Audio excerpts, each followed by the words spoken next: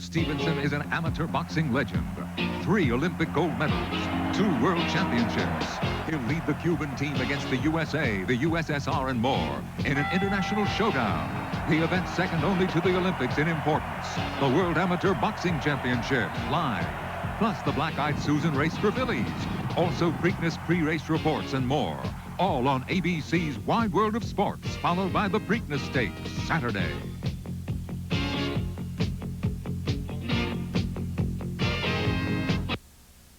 And next on the Eyewitness News Update, a bomb goes off in a Wyoming elementary school after a man and woman take 150 children hostage. The first adult ever...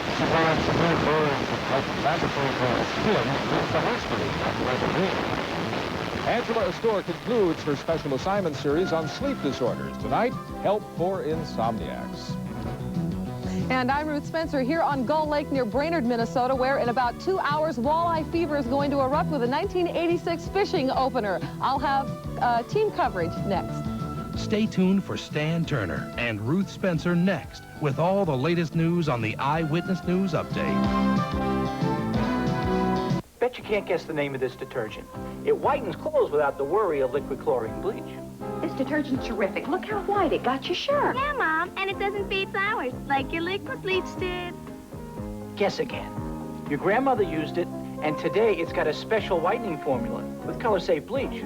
Whites like this used to worry me. I never knew how much liquid bleach to add. And it showed. Give up. It's Oxidol, the only heavy-duty detergent with, ta-da, those famous green crystals with color-safe bleach. So you can whiten berry-stained shirts like these without the worry of liquid bleach. Watch. We'll soak 1 in a leading detergent with liquid bleach, 1 in Oxidol. Look, both look white. Can you guess which is which? Now you can. The liquid bleach shirt pales next to the Oxidol shirt. Why did I wait so long to try Oxidol? All those uniforms I messed up. I still love you, Mom. So who whitens without the worry of liquid bleach? Guess. Here's big news. Everything is on sale right now at Levitt's.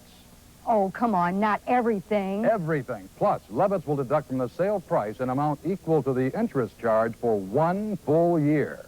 Oh, keep talking. I do love to save money. Then listen to this. You also make no monthly payments until August. That's 3 months from now. But hurry, this is a limited time offer.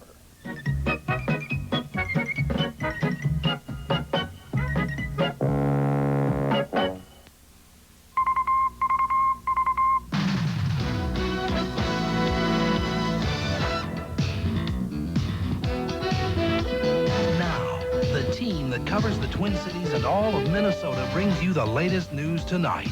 This is the Eyewitness News Update.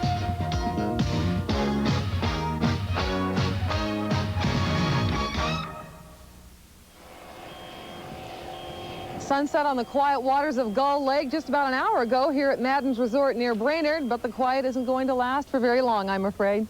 Good evening, everyone. I'm Ruth Spencer, and in just about 2 hours, Minnesota's walleye and northern season is going to get underway. I'm going to be anchoring coverage here along with Bob Bruce. But now we go back to the studio with Stan Turner for tonight's top story. Stan? Thank you very much, Ruth. Good evening, everyone. Leading the news this Friday, a hostage drama in Cokeville, Wyoming has ended in a violent bomb blast. The 2 responsible are dead, but at least 74 are hurt, most of those children. Around 1 o'clock this afternoon, David Young, a former police officer, and his wife Doris took about 150 students and teachers hostage at the Cokeville Elementary School, saying they had a bomb. Witnesses say the man passed out leaflets, demanded to talk with President Reagan, and announced this is the revolution.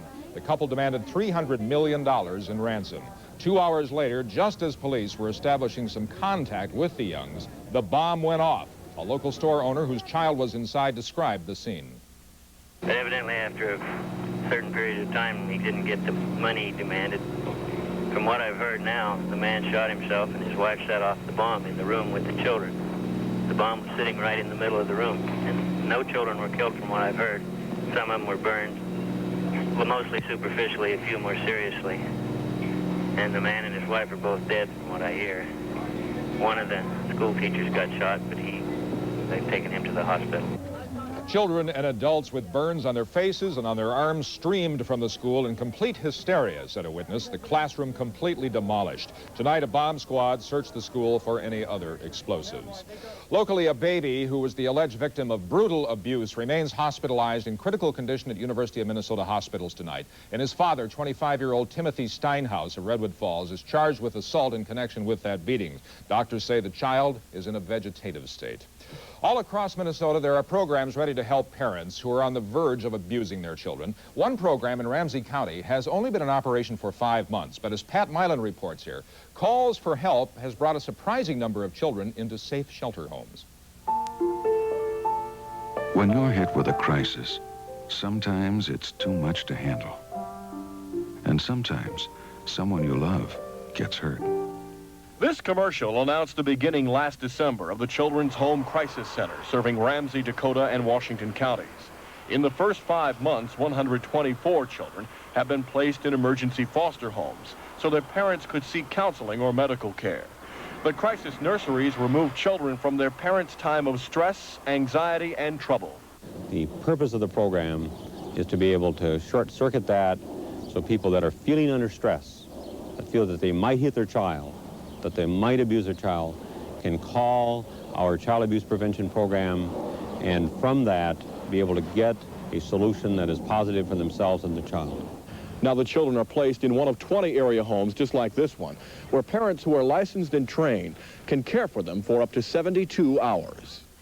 Peggy Flicker and Duke Attic have taken in a dozen children since they joined the program. Earlier tonight, they were at home with their own 4 children, but at any time, they can be called upon to care for a child from a troubled family. The Attics go out of their way to assure wary parents that their children will be cared for properly. Sometimes what we do, if a parent is very nervous about that, it depends on the situation, but the staff at the Children's Home Society will then arrange for the parent to meet us or to be able to call us on the phone. If you feel you need help and live in Washington, Ramsey, or Dakota counties, you can call 24 hours a day. As something comparable to the Manhattan Project, which developed the atom bomb. Comparable in the sense that once the atom bomb exploded, human history changed. Human consciousness changed. Suddenly, we no longer have the sense that our